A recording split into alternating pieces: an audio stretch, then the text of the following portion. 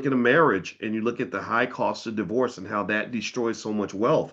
The high cost of breakups, period. The amount of energy that you lose from fighting with somebody all the time, the amount of money you lose when the breakup is done, the amount of money you lose when you done gave all your money to lawyers. They could have went to your kids.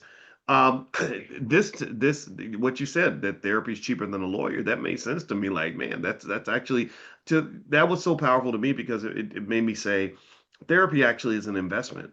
It's an investment in preventing all the other expensive problems that you would have had if you had not learned how to like regulate. What do you say to that?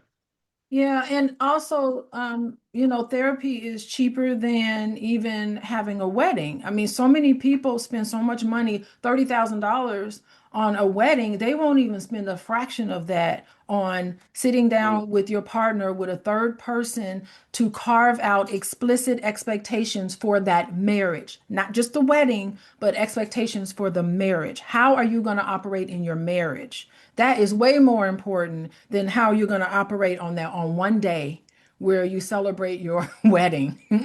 So it has to be a time where our priorities need to be geared toward all of the preventive type of work. Even premarital counseling is beautiful because before you spend $30,000 minimum, $30,000 on that wedding, why don't you spend a fraction of that trying to figure out, is this the right person for you? Because you can't marry everybody you love. Just because you love somebody, that does not make that person the right person to get married to.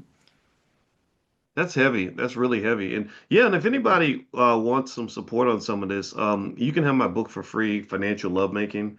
Wrote it when I was on the faculty of Syracuse. You can go to boyceandalicia.com and get a free copy of the book. That's boyceandalicia.com. And also, I wanted to share the link for anybody that wants to participate in their research study. One of the things I was really surprised by was how little work has been done and the study by scholars of Black financial psychology. I was really shocked that there Well, wasn't a lot of published research in this area. it's not Did that how surprise you? little, it's not how little work has been done. Nothing has been done. I have not, to date, I have not seen a study done like this before.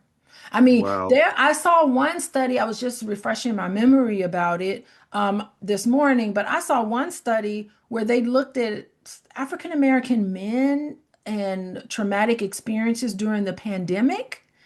And all they did was look at their financial challenges. That was it. And then they found out that anxiety, was related to exposure to stress, which impacted them financially.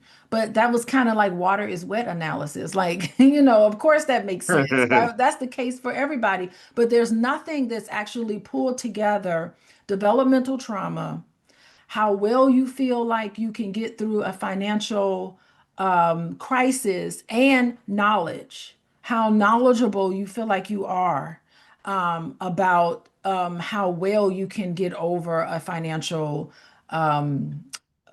emergency, so to speak.